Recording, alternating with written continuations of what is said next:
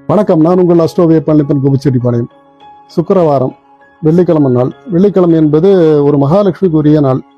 பண்டைய காலம் தொட்டே பார்த்தீங்கன்னா வெள்ளிக்கிழமைக்கு ஒரு முக்கியத்துவமாக ஒரு மங்களகரமான நாள் வந்து வெள்ளிக்கிழமை தான் நம்ம வணங்கிட்டு வருவோம்.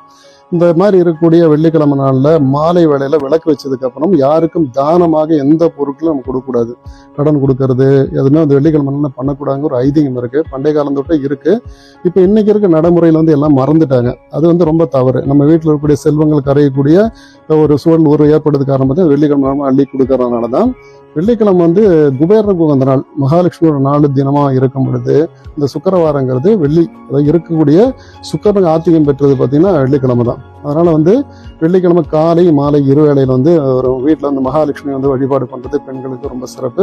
அதனால கோயிலுக்கு போய் சாமி கும்பிட்றது ரொம்ப நல்லா இருக்கும். என்னைக்குமே ஒரு மங்களகரமான நாள் பார்த்தீங்கன்னா வெள்ளிக்கிழமை தான் நம்ம இது பண்ணோம். ஏன்னா மேக்சிமம் வந்து நம்ம குலதெய்வ வழிபாடு பண்றவங்கலாம் பார்த்தீங்கன்னா பெண் தெய்வத்தை தான் அதிகமாக வந்து வணங்கிட்டு இருப்பாங்க.